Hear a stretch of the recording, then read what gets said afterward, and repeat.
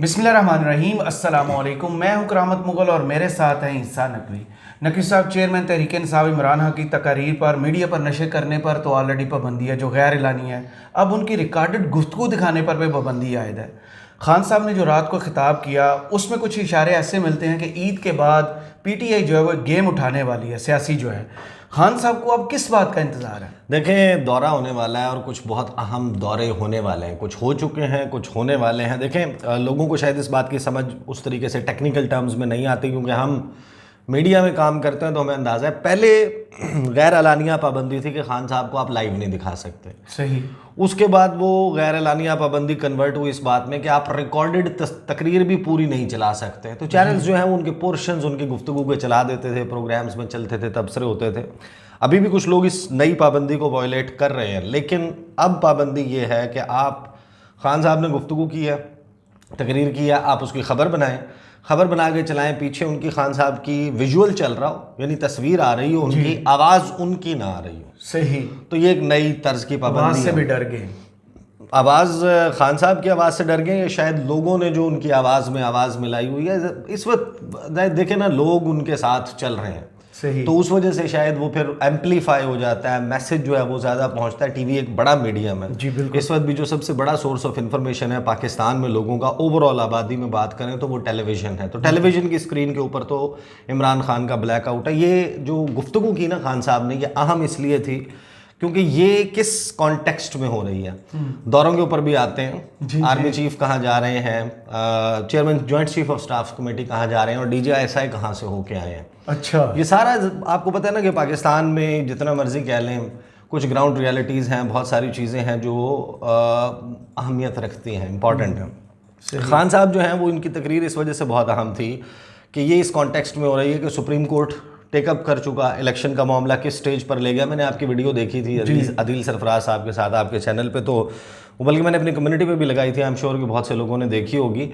किस मकाम पर ले आया है। आगे अगले 4-5 दिनों में गवर्नर स्टेट बैंक को जो अहकाम जारी कर दिए 21 अरब जमा करवा दें, वो मामला, उसमें कौन सी बॉटल नेक्स आएंगी, बारूदी सुरंगें, लैंड माइन्स यहाँ पे भी लगी हुई हैं। सही। सुप्रीम कोर्ट और इलेक्शंस के जो रास्ता है उसको ख़राब करने के लिए। सही। और हुकूमत की तरफ से जो बार बार हमले किए जा रहे थे सुप्रीम कोर्ट पर, ये उस तनाजुर में भी है। ये तकरीर उस तनाजुर में भी है कि कौमी सलामती कमेटी के इजलास के बाद अब जो इन कैमरा ब्रीफिंग हुई है पार्लियामेंट में, चेयरमैन जिसमें चीफ ऑफ आर्मी स्टाफ ने ब्रीफिंग दी, उन्होंने गुफ्तगू की, उन्होंने बात की वहाँ पर, उसके बाद हो रहा था ये खिताब। इस सारे मंजरनामे में जो खान साहब ने गुफ्तगू की है ना, और जो इस वक्त इन्फॉर्म्ड सर्कल्स हैं शहर इक़्तिदार में, ख़ास तौर पे हमारे सबसे करीबी दोस्त हमसाया मुल्क चीन जी, उनके साथ जो है वो बहुत जो है वो इन टच भी हैं, उनको इल्म भी है कि वहाँ पर किस किस्म की सोच पाई जा रही है। वो जो गुफ्तगू कर रहे हैं वो भी बड़ी अहमियत की हामिल है। अच्छा, खान साहब ने जो गुफ्तगू की वो ज़रा उसका खुलासा सामने रख लें, क्योंकि उसमें उन्होंने जो ऐलान किया है वो ऐलान भी खासा अहम है इस सारे मामले में। खान साहब ने पहले तो एज़ एक्सपेक्टेड उन्होंने सुप्रीम कोर्ट जो है उसके हवाले से उसको तारीफ़ की, खराज तहसीन पेश करता हूँ, मुबारकबाद देता हूँ। और मुबारकबाद मैं इसलिए दे रहा हूँ, खान साहब के एग्जैक्ट वर्ड्स से, मुल्क में जमहूरियत अब सिर्फ एक धागे से लटकी हुई है, जुड़ी हुई है, और वो धागा है सुप्रीम कोर्ट। सही। यानी कि जमहूरियत के लोग अपने वोट की ताकत से अपने रिप्रेजेंटेटिव्स का, अपने नुमाइंदों का इंतखाब करें, चुनाव करें, और वो इस मुल्क में कार्य सरकार को चलाएं। ना कि ये कि आप इंस्टॉल करें पंजाब में मोहसिन नकवी को, और मोहसिन नकवी जो है वो फिर 6 महीने 8 महीने नो इलेक्शंस इन साइट वाला सिनेरियो। सही। किस बुनियाद पर मोहसिन नकवी इस मुल्क में हुकूमत कर सकते हैं? पंजाब सबसे बड़ा सूबा है, वहाँ पर किस बुनियाद पे वो कर सकते हैं? तो ये जो है वो उन्होंने गुफ्तगू की। आगे खान साहब कहते हैं कि सुप्रीम कोर्ट जो है उसने उम्मीद दी हुई है इस वक्त जमहूरियत को, पाकिस्तान के अवाम को, क्योंकि जितने भी दूसरे जमहूरी इदारे हैं उनको ये माफिया है जिसने तबाह कर दिया है। फिर आगे खान साहब जो है ना वो एक्सप्लेन करते हैं। अच्छा, ये बात खान साहब पहले भी करते रहे हैं, आपने सुनी होगी पंजाब में, खैबर पख्तूनख्वा में जो हुकूमतें हैं उनको डिज़ोल्व करना, उसके पीछे उनका क्या थॉट प्रोसेस था। हुकूमत की तनकीद तो ये है ना कि इन्होंने इस वजह से तहलील कर दी क्योंकि ये इनकी एक सियासी चाल थी। जी, खान साहब ने आज उसको ज़्यादा डिटेल में एक्सप्लेन किया। खान साहब ने अच्छा तस्करा उन्होंने जनरल बाजवा का भी किया। उन्होंने कहा कि जो 2 मुलाकातें हुई थी जनरल बाजवा से, तो जनरल बाजवा ने भी मुझे ये मशवरा दिया था कि आप ये हुकूमतें तहलील कर दें तो मुल्क जो है वो इलेक्शन की तरफ चला जाएगा। सही। लेकिन खान साहब कहते हैं कि हमने लॉयर से सबसे मशवरा किया, उन्होंने कहा कि इलेक्शंस के अलावा कोई चारा नहीं है। आइन जो है वो पामाल हो जाए, उसको रोन दिया जाए तो फिर ये है कि इलेक्शन नहीं होगा, अदरवाइज इलेक्शन जो है पूरी कौम को भी मार दिया जाए वो करवाना पड़ेगा।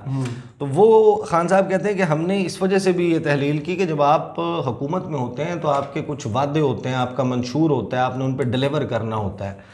फंड्स जो हैं वो नहीं मिल रहे थे, पैसे की सूरत हाल, खाली ख़जाना है और हुकूमत जो जिस तरह से परफॉर्म कर रही है वो आपके सामने है, तो पैसे नहीं आ रहे थे, हम परफॉर्म ही नहीं कर सकते। हम कैसे हैं पीडीएम की हुकूमत के साथ वो अलाइन होकर के वो मरकज़ में बैठे हुए हैं, हम सूबों में बैठे हुए हैं, पैसे हमारे पास नहीं आ रहे, परफॉर्मेंस उनकी बुरी है, उसकी वजह से इम्पैक्ट हमारे पे भी पड़ रहा है और हम अपने प्रोमिसेस डिलीवर नहीं कर पा रहे, लिहाजा। अच्छा, उसके बाद खान साहब ने बहुत तवील को 35-36 मिनट का उनका खिताब था, बड़ी तवील तकरीर थी, पूरा 1 घंटे का प्रोग्राम समझ लो ना। इश्तहार अगर उसकी ब्रेक्स लगा लें तो टीवी की सेंस पूरा 1 घंटे का कंटेंट था, पूरा 1 घंटे का कंटेंट था।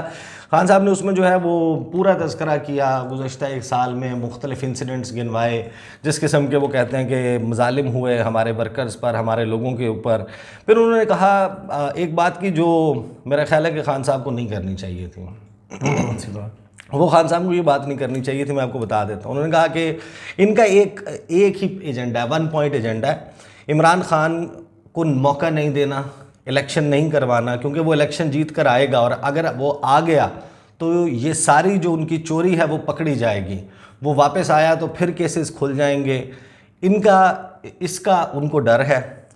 जो सारी मोटिवेशन है कि नहीं करवाना इलेक्शन वो यहाँ से शुरू होती है, इस पॉइंट से। खान साहब को ये बात नहीं करनी चाहिए। उसकी वजह ये है कि खान साहब जो है वो ऑलरेडी उनको लोग उन पार्टीज़ को लगता है कि खान साहब जो हैं वो आए तो वो रिपीट ना हो जो गुज़श्ता 1 साल में ये खान साहब और उनकी जमात के साथ कर चुके हैं। सही। आज वो खान साहब कह रहे हैं ना केसेस खुलेंगे, एक बंदे पे आपने 150 FIR करवा दी, कौन सी दफ़ा है जो रह गई हो? इस मुल्क में पाकिस्तान पीनल कोड में जितनी दफ़ात शामिल हैं तकरीबन तमाम के पर्चे हो चुके हैं, क्योंकि आपको पता है कि एक पर्चे में 6-6, 7-7, 8-8 दफ़ात बिल्कुल ऐसे ही है। दहशत गर्दी, बगावत, तौहीन मज़हब, कत्ल, इक़दाम कत्ल, तमाम टाइप्स की मुदाखलत, सब कुछ है, सारी किस्म की FIR हैं। तो जब खान साहब ये बार बार कहते हैं ना कि जब मैं आया केसेस खुल जाएंगे और ये सब कुछ होगा, तो फिर वो उनको मज़ीद वो जो है वो फ्यूल फराहम करते हैं कि नहीं इलेक्शन नहीं करवाना। तो ये खान साहब को मेरा ख्याल है कि नहीं कहना चाहिए। ये मैं ऑन अ लाइटर नोट कह रहा हूँ, ऑब्वियसली उनका एजेंडा ही उनकी अपनी एक पॉलिटिकल आइडियोलॉजी का सोच है। अच्छा, खान साहब ने ना ये सारी गुफ्तगू करने के बाद जो मैसेज दिया है वो ये कि ये समझते हैं कि ये जो जुल्म है ये जो करने जा रहे हैं और आगे भी करने जा रहे हैं। खान साहब ने एक और बड़ा अजीब बात की, अब पता नहीं उनको किसने इस बात का इन्फॉर्म किया कि 27 रमज़ान के बाद जी एक और फ्रेश क्रैक डाउन होने वाला है पाकिस्तान तहरीक इंसाफ पे। ईद के उन्होंने कहा ईद के अराउंड जो है वो 27 रमज़ान से शुरू हो जाएगा, एक नया क्रैक डाउन होगा और हमारे लोगों को उठाया जाएगा, सही पकड़ा जाएगा। अच्छा, उन्होंने कहा कि मैं ये पैगाम देना चाहता हूँ कि हम ये सब कुछ सहने नहीं लगे। अगर आपका ख्याल है कि इन हरबों से इन चोरों को आप हमें कबूल करवा लेंगे तो और हम इनको एक्सेप्ट कर लेंगे, ये जो NRO लेकर चोर जो है वो उन्होंने खान साहब ने कहा कि बैठे हुए, तो फिर आपको तारीख़ का नहीं पता, ना आपको सियासत का पता है, ना आपको पता है कि पब्लिक जब एक तरफ खड़ी हो जाए तो ये हरबे कामयाब नहीं होते। अगर ये खौफ जो फैला रहे हैं, 1 साल से खौफ पैदा कर रहे हैं कि हम ये कर देंगे, हम वो कर देंगे, कांटा डाल दिया इमरान खान के ऊपर, आप जीत ही नहीं सकते। हमारे लोगों को डीमोरलाइज करने की कोशिश की जा रही है। फिर वो कहते हैं कि उसका उल्टा फ़र्क पड़ रहा है। लाइनें लगी हुई हैं तहरीक इंसाफ के टिकट लेने के लिए, मेरे पास टाइम नहीं है कि मैं लोगों को, इतने लोग हैं उनका इंटरव्यूज़ करूं, उनको टिकट्स देखूं। मैंने काफ़ी वीडियोस देखी हैं, लोग बहुत वेटिंग लिस्ट में लगे हुए हैं। बिल्कुल इसी तरीके से है। तो फिर उन्होंने कहा कि हमें तो ये मुश्किल पड़ी हुई है और उन्होंने कहा कि ये जो सारे एफर्ट्स हो रहे हैं ना इस दौरान, उससे मुल्क में नफ़रतें फैल रही हैं, इदारे और कौम के बीच में फासले बढ़ रहे हैं।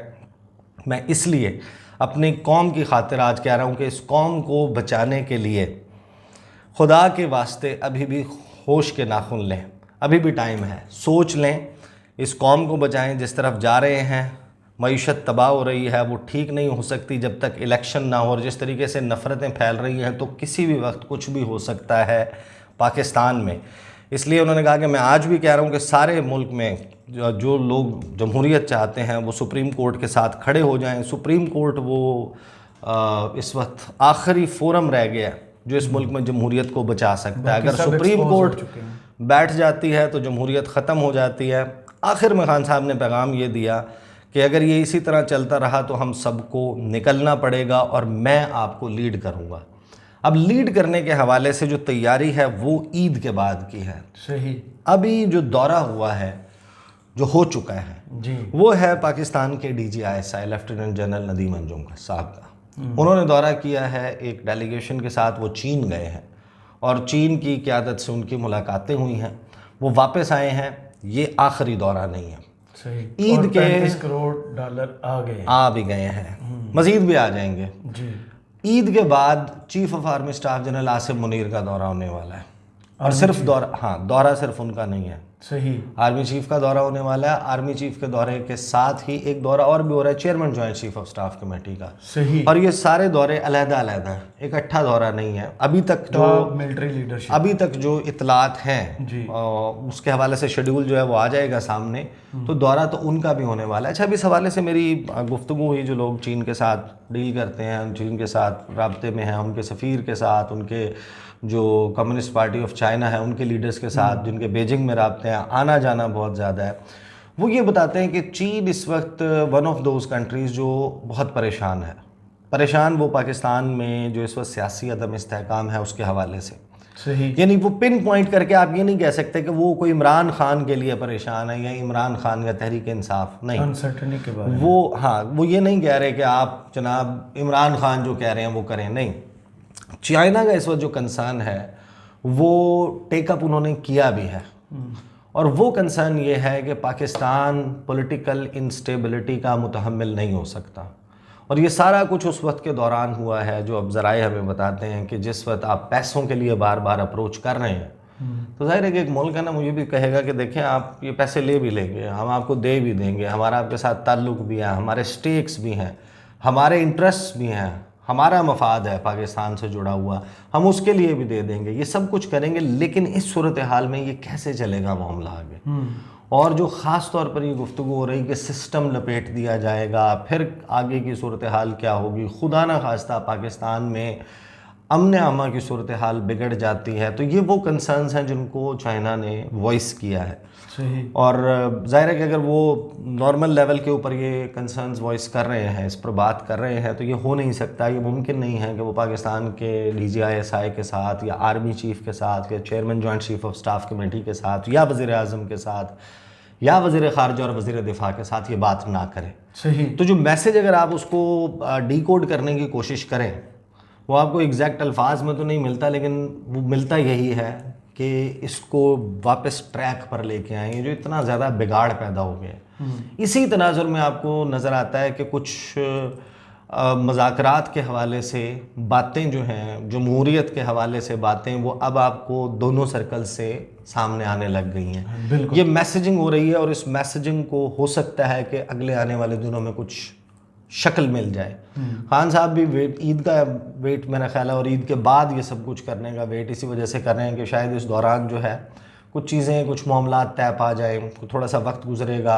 ईद का मौका भी है, रमज़ान के भी आखिरी आपको पता है अय्याम लोग इबादत में गुजारते हैं, तो इस वजह से भी एक थोड़ा सा टाइम गेन हो जाएगा। लेकिन अब एग्जैक्टली खान साहब किस तरीके से उसको एग्जीक्यूट करते हैं और इस सारे मामले में कोई उनको मज़ीद हुकूमत की तरफ से अगर सामना करना पड़ता है, उसी किस्म के हालात का जो तज़किरा उन्होंने 27 मई के हवाले से किया कि 27 रमज़ान ऑनवर्ड्स कोई गिरफ्तारियाँ हो सकती हैं। तो लेट्स सी कि ये सारा मामला कैसे अनफोल्ड होता है। अगर फाइनलाइज हो जाता है, ये दौरे होते हैं, तो आपको नज़र आएगा कि शायद कुछ ना कुछ तब्दीलियाँ जो हैं वो आपको होती हुई नज़र आएंगी। सही। बहुत शुक्रिया ईसा नकवी आपके तजज़िये का। कमेंट्स बॉक्स में ज़रूर बताइएगा ये वीडियो आपको कैसी लगी। इजाज़त दीजिए।